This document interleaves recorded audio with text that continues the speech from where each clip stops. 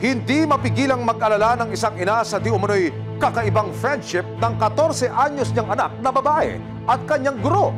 Tambay raw kasi sa kondo ni ma'am ang dalagita at para bang concern daw parati si teacher sa bata.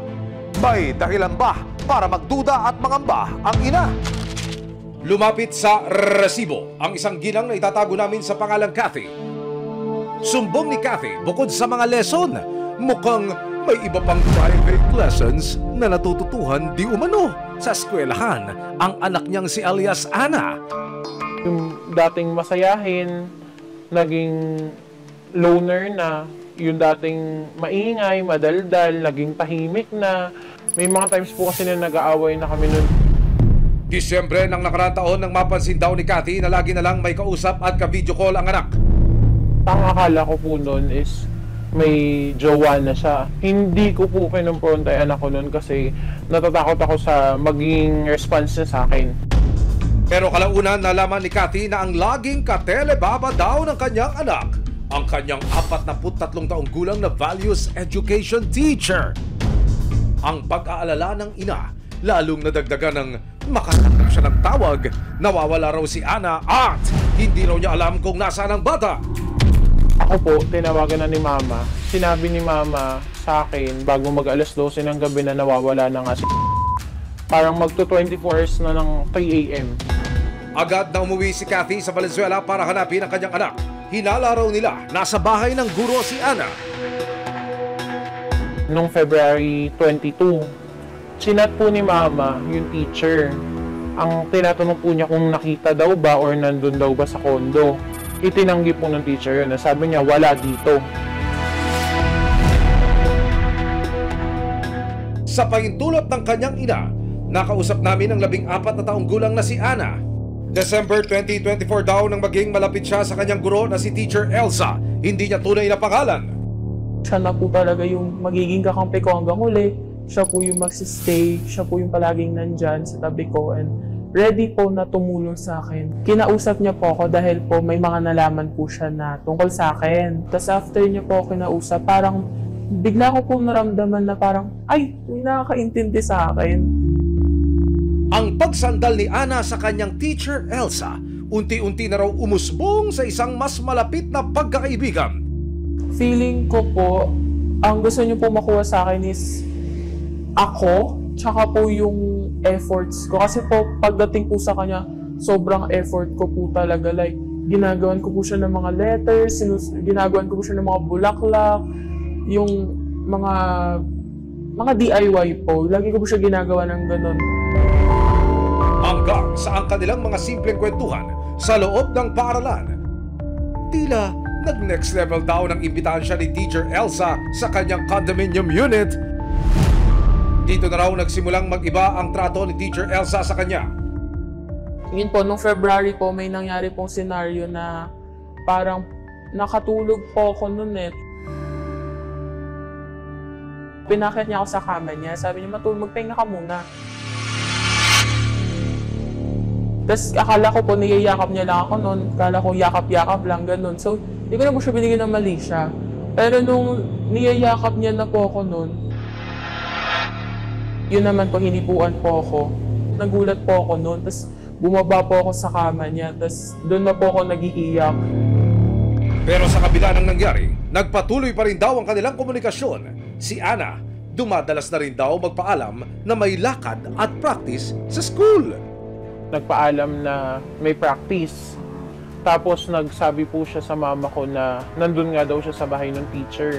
Nag-aaway na kami noon. Sabi ko gusto ko, pag galing mo sa school direct, pabahay ka na. Ang mga agam-agam ng ina. Nadagdagan pa nang makita niya ang palitan ng messages ng anak at ni Teacher Elsa. Parang para sa akin po kasi may nauna na silang conversation bago doon. Kumbaga inaantay niya lang yung anak ko na mag-chat. Tapos yun na, yung mga kasunod nga na hindi na din ako nakakatulog.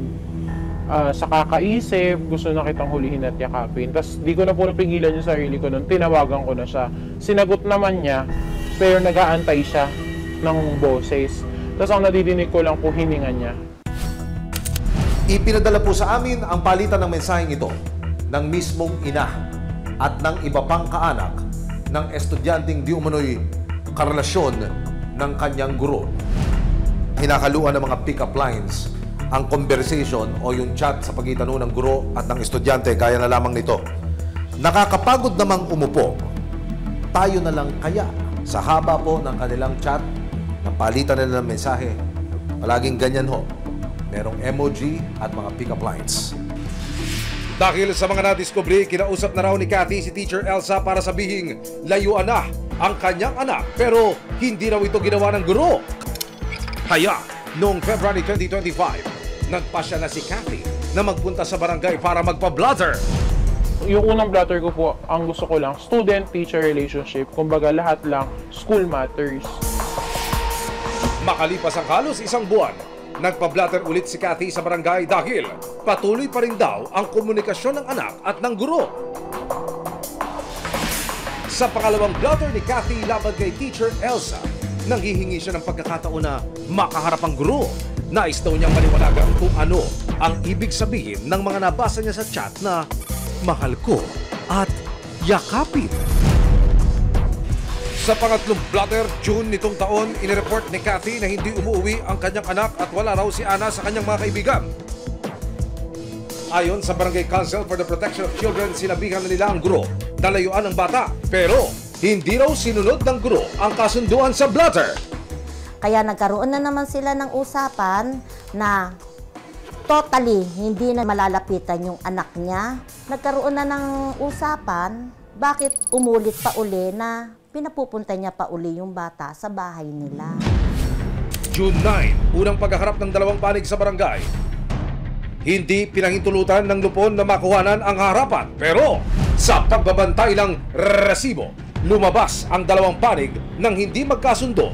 At desidido pa rin si Cathy na ituloy ang kaso laban kay Teacher Elsa. Sinubukan naming makapareham si Teacher Elsa. Okay lang namin makuha yung sa inyo. Kung pwede po kayong araw o pwede kayo sa ibang araw. Pero tumanggi siyang magsalita. Sa sumunod na araw, pinuntahan ng resibo ang paaralan sa Valenzuela City para makuha ang kanilang pakayag. 3 araw, binalik-balikan ng resibo ang punong guro at pamunuan ng eskwelahan pero tumanggi silang humarap sa amin at magbigay ng anumang pakayag. Susubukin po natin ngayon na makunan ng panig ang guro na inaakusahang nakikipagrelasyon sa kanyang estudyante. Sa pamamagitan po ng cellphone na ito, kukontakin natin yung kanyang numero. Makailang beses na po na siyang tinawagan, subalit hindi ho talaga sumasagot.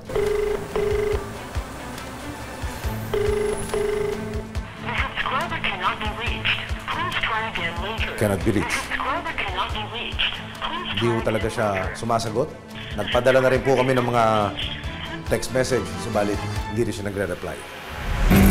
Kasama ang resibo, June 10, formal lang nagsampa ng reklamo ang ina ni Ana sa Children Protection Center ng Valenzuela City.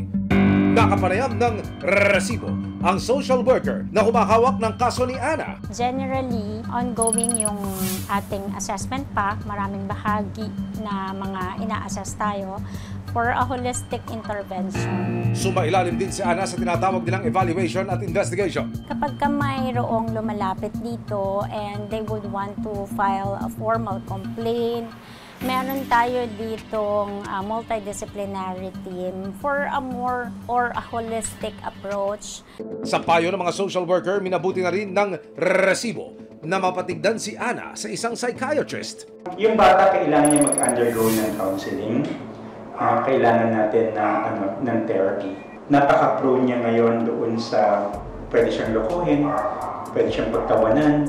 Yung mga attempts niya ay nangangako naman siya na hindi na niya gagawin. Yun yung kung bakit kailangan natin siya i-counseling para mas strengthen pa yung tulong na ibibigay natin sa kanya. Tumulak na rin si Cathy kasama ang social worker sa Metropolitan Trial Court ng Valenzuela City para formal lang magsampa ng kaso laban kay Teacher Elsa. Makaharap si Teacher Elsa sa paglabag sa RA 7610 o ang Special Protection of Children Against Abuse, Exploitation and Discrimination Act. June 17, formal lang na isa pa ang kasong administratibo laban kay Teacher Elsa. Ayon sa Department of Education, sinisiguro nilang iimbestigahan ang batas ang reklamo ng pamilya ni Cathy at Ana. Magkakaroon ng proseso na papasagutin yung teacher laban sa reklamo sa kanya. And then magkakaroon pa ng iba't ibang mga proseso ayon sa DepEd Order 49, Series of 2006. Makakaasa po ang magulang at ang biktima na magkakaroon ng mabilis na proseso, lalo-lalo na sa DepEd po ay meron po tayong zero tolerance pagdating sa child abuse cases. Habang nagpapatuloy ang mga investigasyon, hangad ng pamilya ni Cathy ang hustisya at proteksyon ni Ana. Sa huli, sana'y magsilbing paalala ito sa lahat na ang paaralan ay dapat manatiling ligtas na espasyo at kailanman hindi dapat abusuhin ang pagtingin ng bata sa mga guro bilang kanilang pangalawang magulang. Maraming salamat sa panonood, mga kapuso. Para masundan ang mga reklamong nasolusyonan ng resibo, mag-subscribe lamang sa GMA Public Affairs YouTube channel